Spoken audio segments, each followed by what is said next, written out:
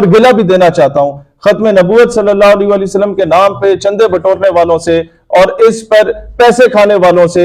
जो साहब, अगर आप तौहीन अदालत बर्दाश्त नहीं कर सकते तो कोई मुसलमान तौहीन रिसालत भी बर्दाश्त नहीं कर सकता। आपकी अदालत के बाहर अगर शहीर सियालवी जाके बैठ जाए अपनी कुर्सी लगा के और बोले कि मैं चीफ जस्टिस हूं, तो क्या यह कंटेम्प्ट ऑफ कोर्ट होगी या नहीं होगी?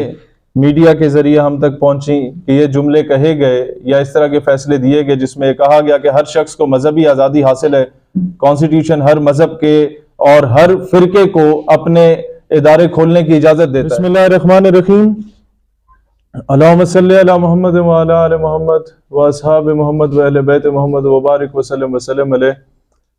मैं रिक्वेस्ट करूंगा मीडिया के तमाम साथियों से कि इसको मुकम्मल रिकॉर्ड कीजिएगा। मैं पहले इशू आपके सामने रखना चाहता हूं, फिर उसका सोल्यूशन भी रखना चाहता हूं, क्योंकि ये पूरी पाकिस्तानी कौम के लिए, पूरी उम्मत मुस्लिमा के लिए एक बहुत ही हसास मैटर है। जस्टिस काजी फाइज ईसा साहब का जो डिसीजन आया उस पर पूरी उम्मत मुस्लिमा एक इस हसास मामले पे तशवीश का इजहार कर रही है। और मैं ये बात बताना चाहता हूँ, जो बातें मीडिया के जरिए हम तक पहुंची कि ये जुमले कहे गए या इस तरह के फैसले दिए गए जिसमें कहा गया कि हर शख्स को मजहबी आज़ादी हासिल है, कॉन्स्टिट्यूशन हर मजहब के और हर फिरके को अपने इदारे खोलने की इजाजत देता है। Pakistan is the safest haven for the minorities, इसमें कोई शक नहीं है। जितने अकलियतों को जो राइट्स हैं पाकिस्तान ने दिए, इतने शायद ही किसी और मुल्क ने दिए हों। लेकिन मामला यह है चीफ जस्टिस काजी फाइज ईसा साहब कि आपकी अदालत के बाहर अगर शहीर सियालवी जाके बैठ जाए अपनी कुर्सी लगा के और बोले कि मैं चीफ जस्टिस हूं, तो क्या यह कंटेम्प्ट ऑफ कोर्ट होगी या नहीं होगी? क्या यह तौहीन अदालत होगी या नहीं होगी? क्योंकि I am trying to steal your identity, तो these Qadianis are trying to steal the identity of Muslim उम्मा।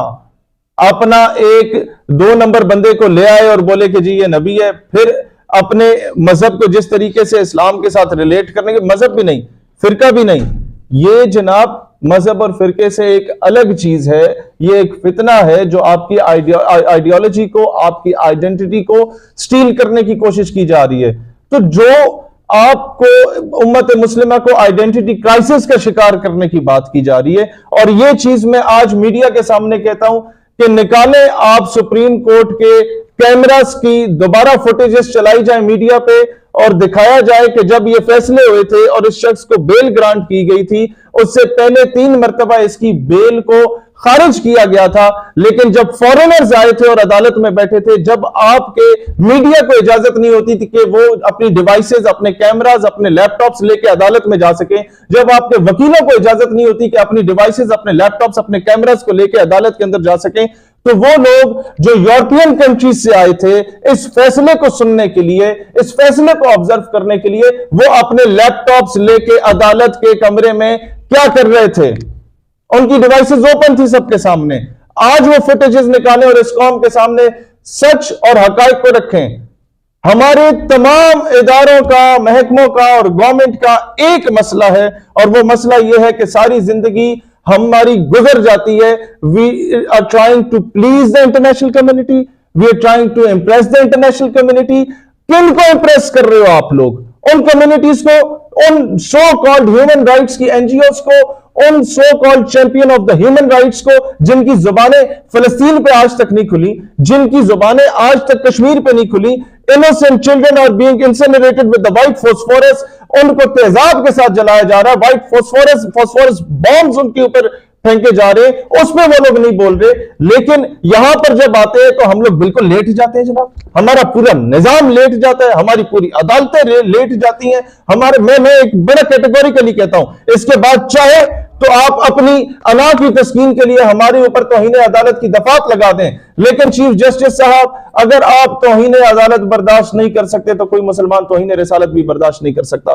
बात बिल्कुल कैटेगोरिकली क्लियर है कि जब एक बंदा तहरीफ शुदा तर्जुमा और तहरीफ शुदा तफसीर कुरान पाक की एक कादियानी की लिखी हुई जब वो तकसीम कर रहा था, डिस्ट्रीब्यूट कर रहा था, उस पर केस हुआ, आप उसको रिलीज करते हैं, जो उसकी ड्यू पनिशमेंट थी बेशक उससे मिल गई, वो एक अलग जो है वो टॉपिक है।